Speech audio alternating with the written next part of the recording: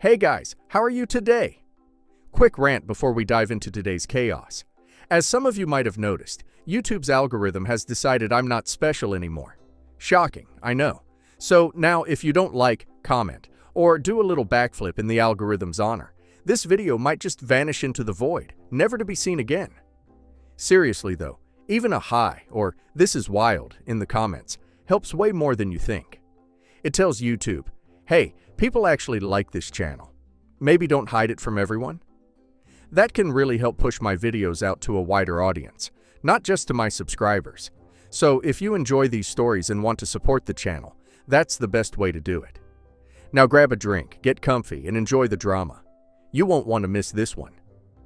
I got off work early because the system had gone down, and it said we'd be down for the rest of the day. I remember feeling unusually happy as I picked up takeout from our favorite Thai place, thinking I'd surprise my wife with lunch. We'd been married 2 years, and even though things weren't always perfect, I thought we were good.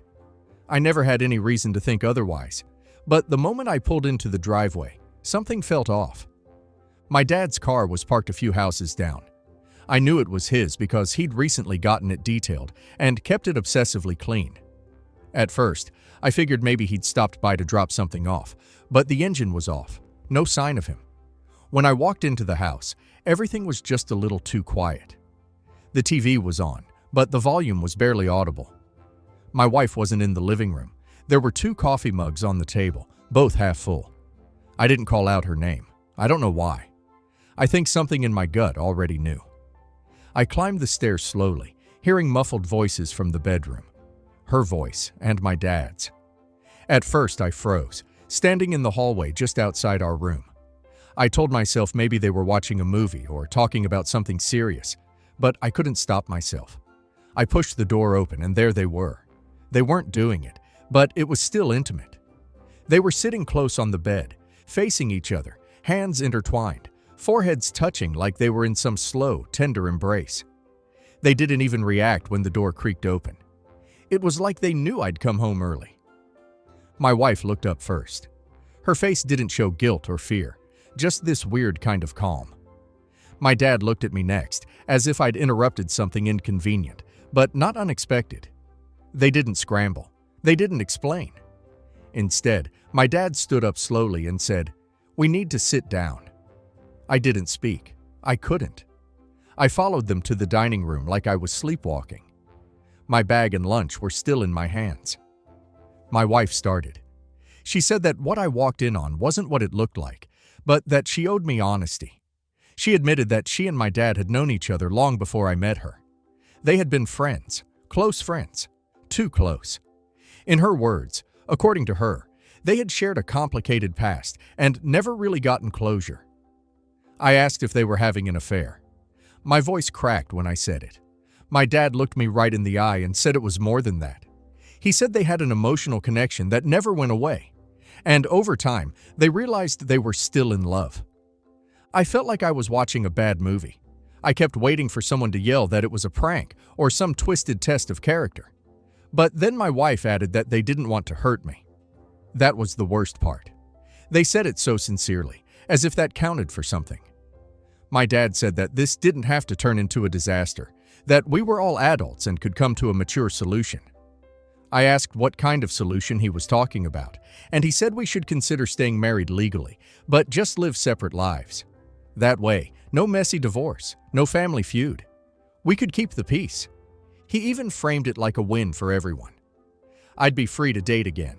She'd eventually move out, and we could figure out how to split things slowly, privately, without embarrassment. But no scandal, no drama, just a quiet transition. I asked if they had lost their minds. My wife had the nerve to reach for my hand and say she still cared for me deeply, just not in that way anymore. She said she didn't want to lose me completely. That I meant too much.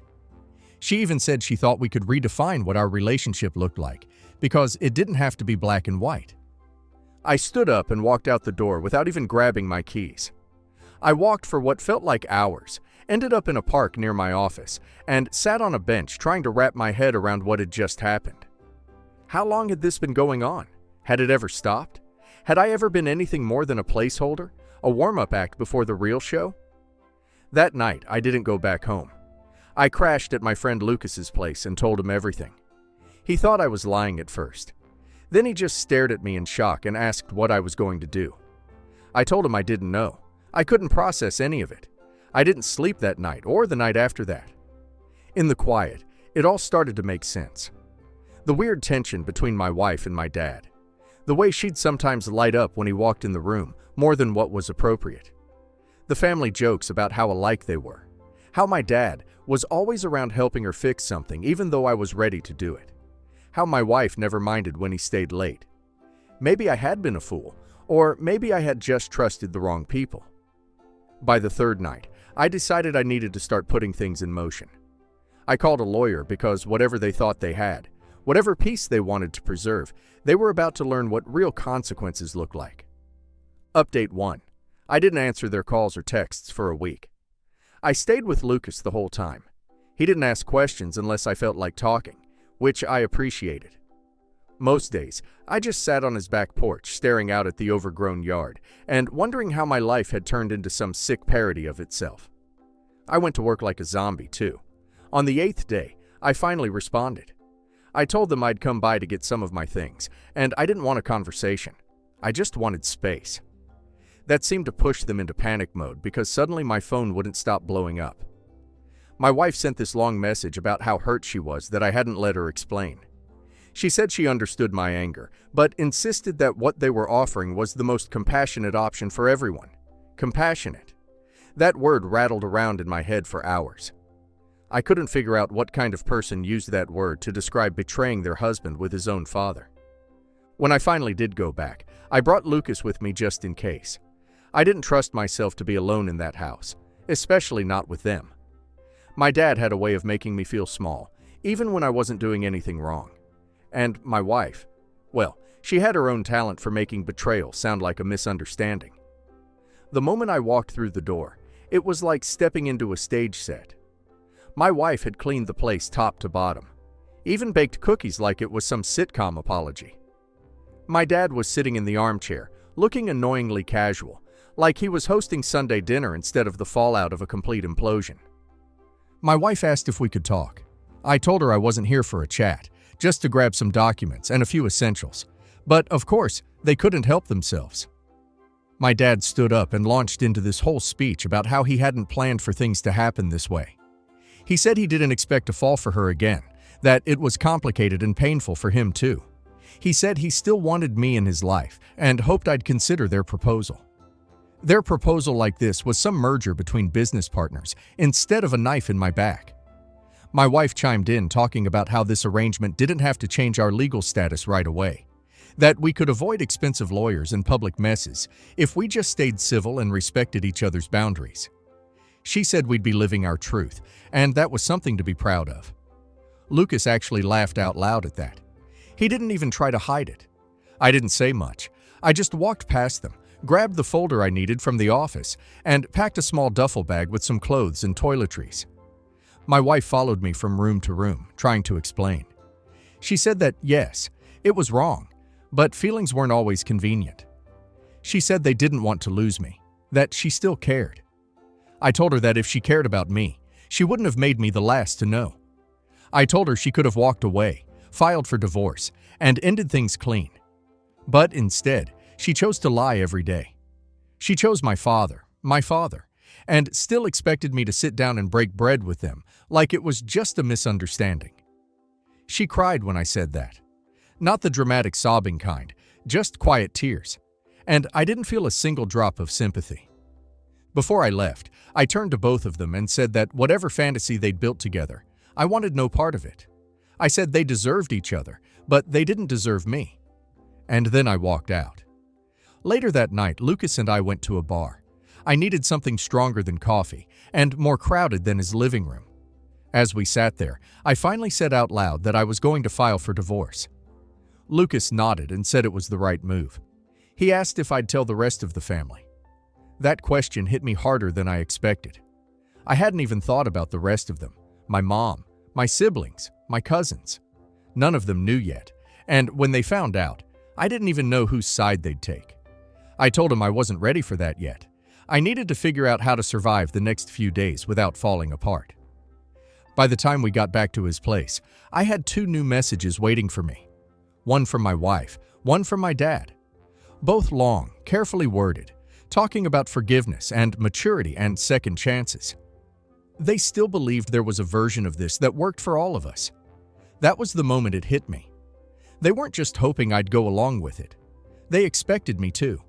They thought I'd be so afraid of losing my family or causing drama that I'd stay quiet, suck it up, and nod my head like a good little doormat. I stared at those messages until 2 a.m. Then I opened a blank reply and wrote exactly one sentence. You made your choice. Now I'm making mine. Update 2. After that night, I didn't open another message from either of them. I didn't block them, though. I wanted a full record in case I needed it later. My lawyer said it was smart, and I was starting to think smarter.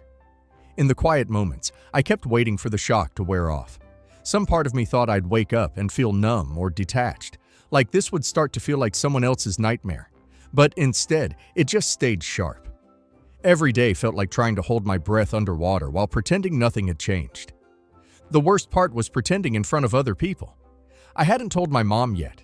She and my dad had divorced over a decade ago. She was finally happy in her own life. The last thing I wanted was to drag her back into his mess. But the longer I stayed silent, the more it ate away at me. It all came to a head at a family dinner 2 weeks later.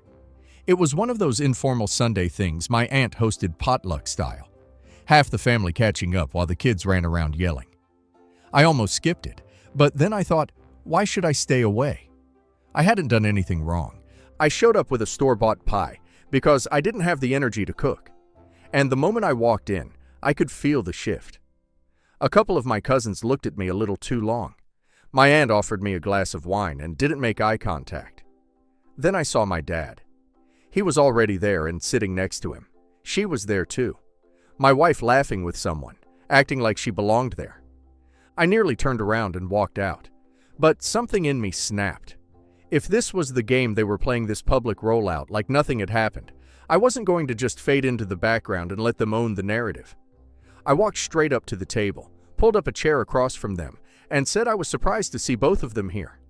My dad smiled like we were catching up over coffee. He said he figured it was time to be honest with the family. That transparency would help everyone move on. My wife just sat there looking stiff, like she'd rehearsed for this moment, and wasn't quite sure if she should speak. So, I did it for them. I stood up, looked around, and told the whole table that I'd caught them cheating.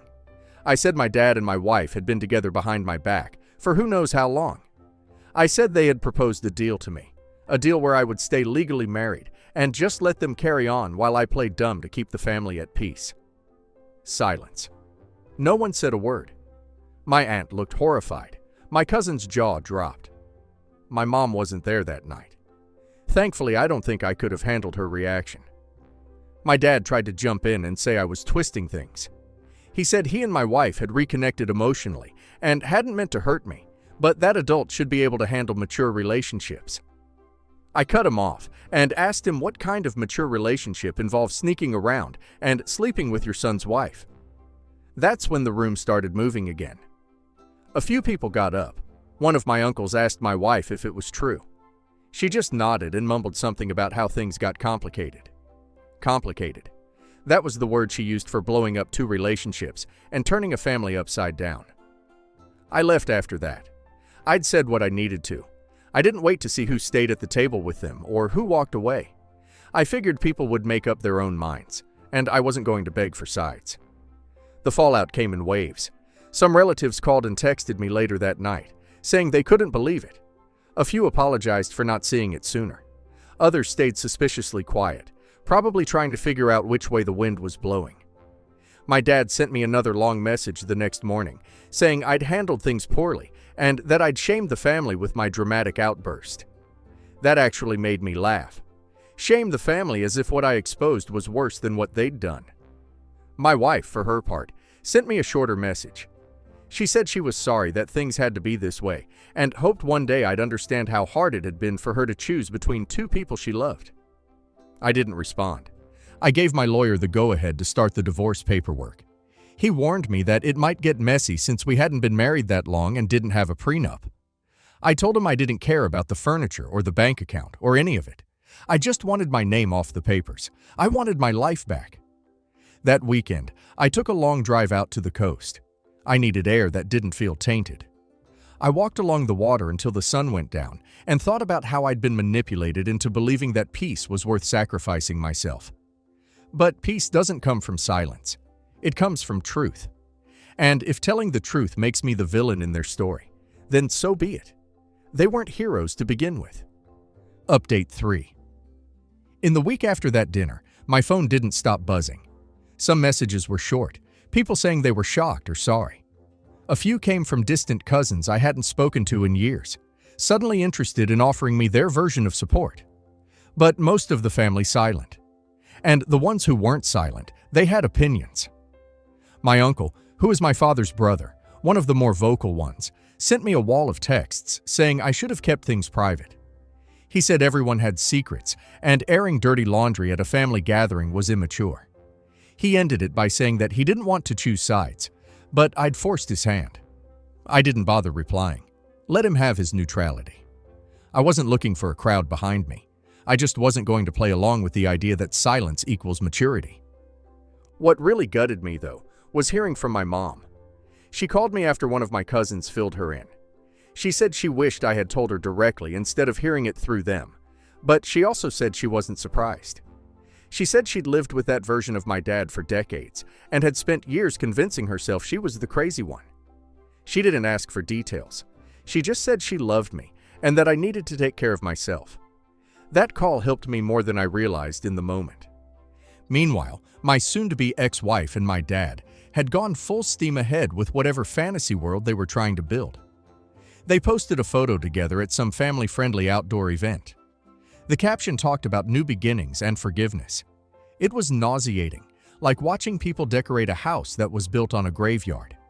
I knew they were trying to control the narrative, make it look like they were the ones being strong, like they were overcoming adversity together.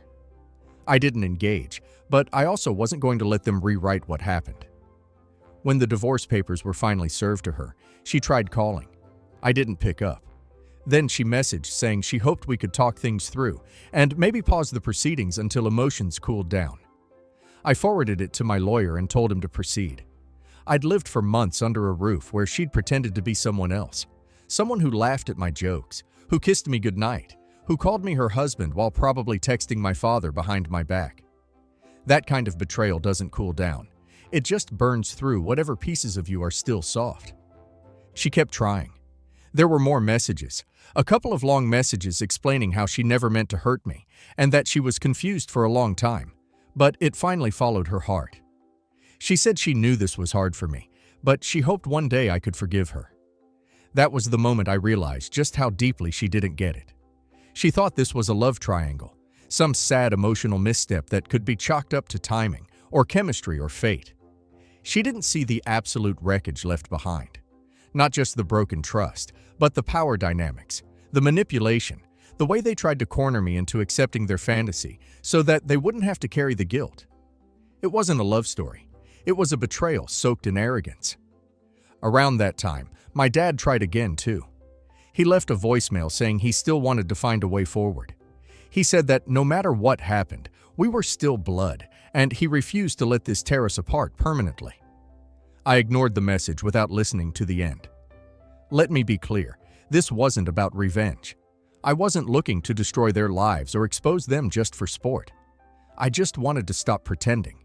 I wanted to reclaim my space in the family without having to plaster on a smile while sitting across the table from two people who had thrown me under the bus and then acted like I should thank them for it. And yet, even after everything, part of me kept waiting for the guilt to show up. I thought maybe I'd feel bad about how public it all got, about how my decision to speak up created all these ripples. But guilt never came, not in the way I expected. What had come were moments of peace. I'd wake up and realize I didn't have to second-guess the way my wife looked at her phone.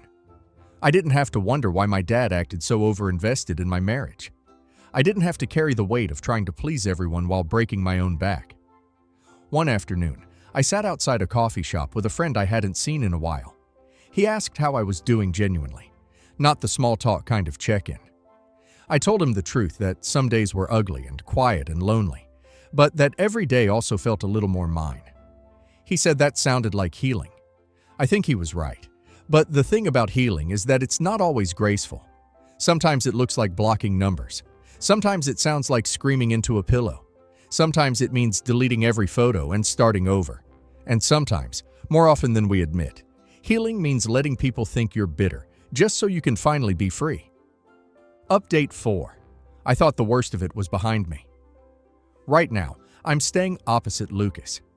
His neighbor wanted to rent the house, so it worked out for me. I came home from work and there was a letter taped to my front door. Not mailed, not slid under, taped, like a threat pretending to be an invitation. It was from my father. He wrote that he didn't expect me to forgive him overnight, but he hoped we could talk like adults. He said he and my ex were considering a future together and wanted to do it with my blessing. He wrote that they would never truly be happy if they knew I was out there still hurting, that they needed peace in the family. The arrogance in that letter made my skin crawl. He still saw himself as the peacemaker even after what he did. Still imagined this whole thing as some tragic misunderstanding that needed to be hugged into submission. It made me realize something.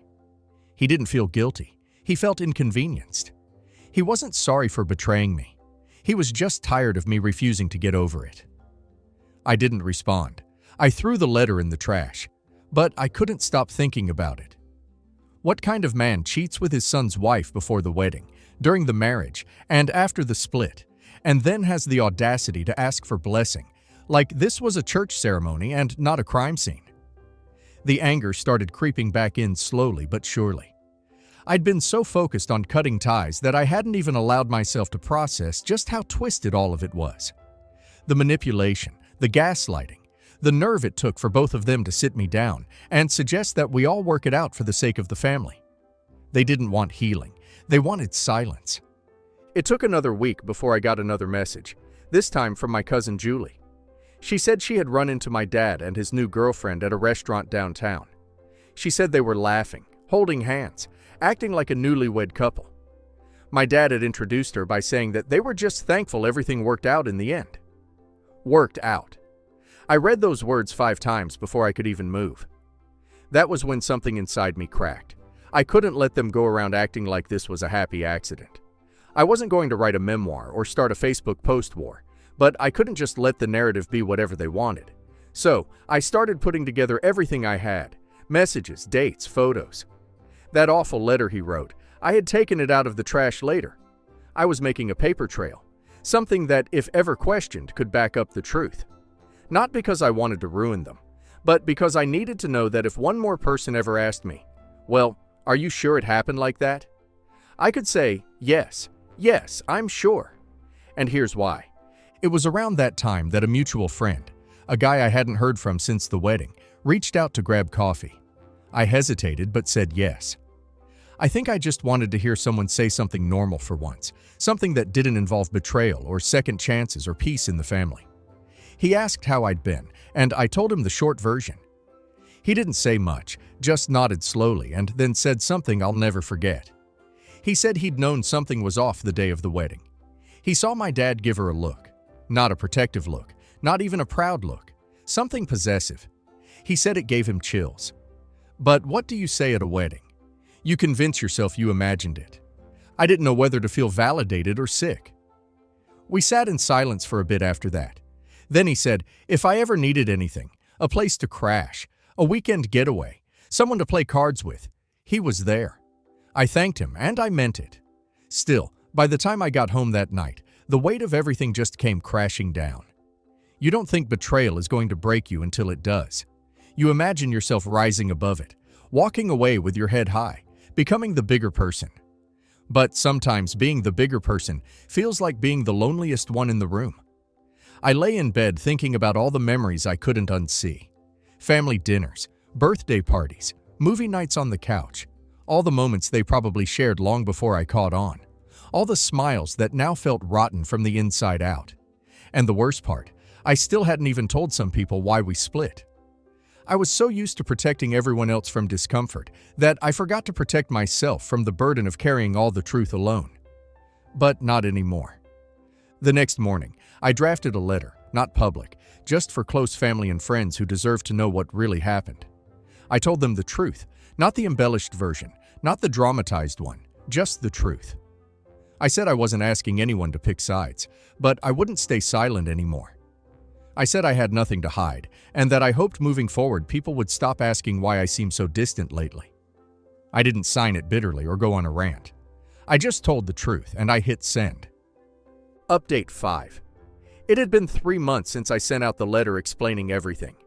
3 months of silence from my father. 3 months of radio static from her.